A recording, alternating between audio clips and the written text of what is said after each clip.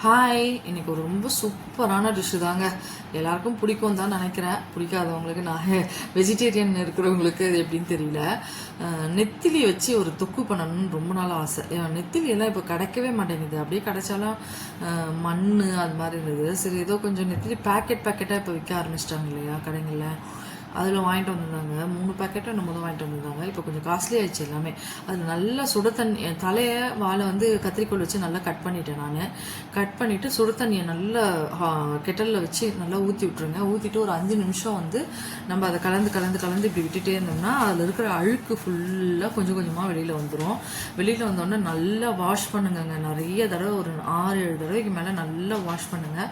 Wash பண்ணிவிட்டு எடுத்து வச்சுருங்க. நெக்ஸ்ட்டு நல்ல வெங்காயம் பொடியாக, பெரிய வெங்காயம், ஒரு நல்ல பெரிய பூண்டு எடுத்து நல்லா பொடியாக நறுக்கியாச்சு. கருவேப்பிலை, தக்காளி, இது தாங்க நெத்திலி. இது எடுத்து வச்சாச்சு, ரெடி பண்ணியாச்சு. நெக்ஸ்ட்டு ஆயில் போட்டுக்கோங்க. ஆயில் போட்டுட்டு நல்ல நிறையவே எண்ணெய் கொஞ்சம் அதிகமாக போட்டுக்கோங்க. ஏன்னா எண்ணெய் நல்லா சொட்ட தொக்கு பண்ணால் தான் டேஸ்ட் ரொம்ப நல்லாயிருக்கும் தொக்கு. எனக்கு கொஞ்சம் எண்ணெய் அதிகமாக தான் இருக்கணும். நான் எறா தொக்காக இருந்தாலும் சரி, நெத்திலி தொக்கு, கருவாடு தொக்காக இருந்தாலும் சரி, இது கருவாடு தொக்கு தானே, நல்ல எண்ணெய் சொட்ட இருக்கட்டும்னு சொல்லி நல்லா எண்ணெய் தாராளமாகவே ஊற்றிருக்கேன். கடுகை போட்டு நல்லா பொரியட்டும். கடுகு நல்லா பொரியட்டும். தேவைப்பட்ட உளுந்தும் போட்டுக்கோங்க. நான் உளுந்துலாம் போடல, வெறும் கடுகு மட்டும் தான் போட்டுருந்தேன். நல்லா பொரியட்டும்னு சொல்லிட்டு வெங்காயமும் பூண்டு, கருவேப்பிலை அதை அப்படியே கொட்டி நல்லா வதக்குங்க. கொஞ்சம் நம்ம டைம் எடுத்து வதக்கணும். வெங்காயம் பொறுத்தவரையில் நல்லா வதங்கணுங்க. நல்லா வதக்கிட்டோம்னா அதில் வந்து சுத்தமாக எண்ணெய் தண்ணி பதம் இல்லாத அளவுக்கு வதங்கணும். அப்போ தான் வந்து அந்த தொக்குக்கான டேஸ்ட்டே கிடைக்கும். நல்லா வதக்கட்டும்னு கொஞ்சம் நேரம் டைம் எடுத்து வதக்குங்க. வேணா கல்லுப்பு கொஞ்சம் போட்டுக்கோங்க. நான் போடல, ஏன்னா நெத்திலியில் எனக்கு கருவாடுனா கொஞ்சம் பயம், உப்பு அதிகமாக இருக்கும் இல்லையா, பிபியை சூட்டப் பண்ணி விட்டுறக்கூடாதுல்ல. அதனால சரின்னு சொல்லிட்டு வெறுமனே இந்த மாதிரி சிம்மில் வச்சுட்டு கொஞ்சம் கொஞ்சமாக வதக்கிட்டு இருந்தேன். வதங்கிட்டேன்னு சொல்லிட்டு கொஞ்சம் நல்லா வெங்காயம் வதங்கினதுக்கப்புறம் தக்காளியை போட்டு நல்லா வதக்குங்க. நல்லா வதங்கட்டும். வதங்கினதுக்கப்புறமா மஞ்சப்பொடி, நெத்திலியும் போட்டுருவோம் கூடயே. நான் நெத்திலியை போட்டுட்டு வதக்கணும். வதங்கிட்டு கூட பண்ணலாம், அந்த மாதிரி தான் பண்ணணும். இப்போ வெங்காயம் தக்காளி நல்லா வதங்கினதுக்கப்புறம் கொஞ்சம் தக்காளி தாங்க இப்போ இருக்கிறதுலே பெரிய தலைவலியாக இருக்குது. எப்படி வதக்கினாலும் வதங்க மாட்டேங்குது. நீங்களே நோட் பண்ணியிருப்பீங்கன்னு நினைக்கிறேன். தக்காளியில் வந்து என்னமோ அந்த சென்டர் வந்து கொஞ்சம் தடியாக இருக்க மாதிரி இருக்க. கட் பண்ணால் அது நம்ம எவ்வளோ தான் கட் பண்ணி போட்டுட்டு கூட வதக்குறோம், ஆனால் அந்த தக்காளி முழுசாகவே இருக்குது. எவ்வளோ நேரம் வதக்குறோம். எத்தனை பேர் இதை நோட் பண்ணீங்கன்னு சொல்லுங்களேன். இப்போ சமீபமாக இந்த மாதிரி தான் இருக்குது தக்காளி. நான் பார்த்த வரையிலும் இந்த மாதிரி தக்காளி நல்லா கொஞ்சம் பேஸ்டியாக ஆகிற வரை, வெங்காயம் தக்காளி நல்லா பேஸ்ட் ஆனதுக்கப்புறமா நெத்திலி எடுத்து கருவாடை போட்டு கொஞ்சம் நல்லா வதக்குங்க. கூடையே சேர்த்து நல்லா வதக்கிட்டு மஞ்சப்பொடி போடுங்க.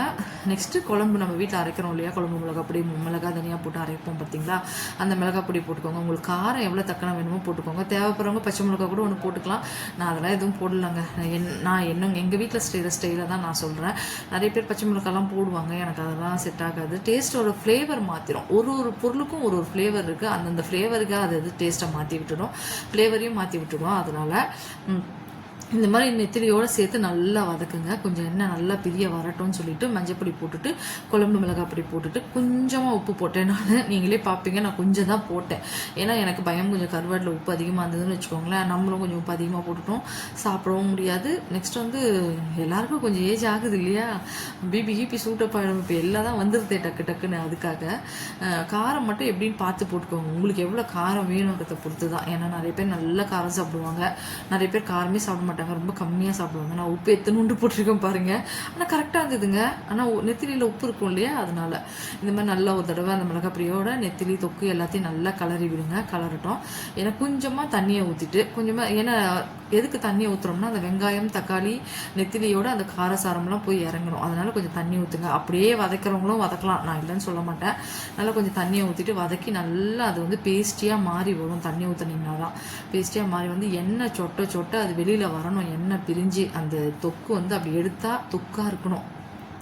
போட்டு பசஞ்சு சாப்பிட்டு தண்ணி ஒழுகுது நாக்கில் இப்போவே சொல்ல உண்மையிலேயே அதை எடுத்து சாப்பிட்டோம்னா அவ்வளோ ஒரு டேஸ்ட் இருக்கணும். அதை எடுத்து போட்டு சாதத்தில் பசஞ்சு சுட சாப்பிட்றதுக்கு அவ்வளோ எம்மியாக இருக்கும். நான் சொல்கிற மாதிரி இதே மெத்தடை அப்படியே ஃபாலோ பண்ணுங்கள், அவ்வளோ நல்லா ஒரு தொக்கு கிடைக்கும். இப்போ இந்த தண்ணியை நான் ஊற்றிட்டு அப்படியே விட்டுருவேன். நல்லா சுண்டணும், நல்லா வேகணும். நெத்திலியும் வேகணும், வெங்காயம் தக்காளியும் நல்லா வேகணும். வெந்து எண்ணெய் பிரிஞ்சு மேலே வரும். நல்லா வந்ததுக்கப்புறமா கொத்தமல்லியை போட்டுட்டு இறக்க வேண்டியது தாங்க. செம்ம சூப்பரான ஒரு நெத்திலி தொக்கு, கருவாடு தொக்கு, நெத்திலி கருவாடு தொக்கு ட்ரை பண்ணி பாருங்கள். உங்களுக்கே ரொம்ப பிடிக்கும். செம்ம டேஸ்ட் ஆக்சுவலாக. என்ன சொல்கிறது, ரொம்ப நாளாச்சு சாப்பிட்டு. நெத்திலி வந்து எனக்கு இன்னொரு மாதிரி பண்ண பிடிக்கும். என்னென்னா நல்லா மிளகாப்பொடி மஞ்சப்பொடி போட்டு உப்பு போட்டு லைட்டாக பெரட்டிட்டு வச்சுட்டு அப்படியே நல்லா எண்ணெய் போட்டு நல்லா பொரிச்சா மாதிரி வறுத்தெடுப்போம் பார்த்தீங்களா, அது வந்து இந்த மிளகா கிள்ளி போட்ட சாம்பாருக்குலாம் அப்படி இருக்கும். இது பாருங்கள் எப்படி எண்ணெய் பிரிஞ்சு வந்திருக்கு. இன்னும் நான் ஸ்டவ் ஆஃப் பண்ணதுக்கப்புறம் இன்னும் நல்லா எண்ணெய் பிரிஞ்சு வெளில கக்கி வந்துடும். இந்த மாதிரி ஒரு நெத்திலி தொக்கு செஞ்சு சாப்பிட்டு பாருங்கள், நீங்கள் உங்களையே மறந்துடுவீங்க. அவ்வளோ டேஸ்ட்டு, அவ்வளோ எம்மியாக இருந்தது. எண்ணெய் சொட்ட வந்துருச்சு. அதுக்கப்புறமா கொஞ்சம் நேரம் ஆற இதே மாதிரி நீங்களும் ட்ரை பண்ணி பாருங்கள். என்னோட சேனல் பிடிச்சிருந்தா லைக் பண்ணுங்கள், ஷேர் பண்ணுங்கள், சப்ஸ்கிரைப் பண்ணுங்கள். மெயினாக கமெண்ட் பண்ணுங்கள், சப்ஸ்கிரைப் பண்ணுங்கள். நான் கேட்குறது உங்ககிட்ட அது ஒன்று தான், சப்ஸ்கிரைப் பண்ணுங்கள்.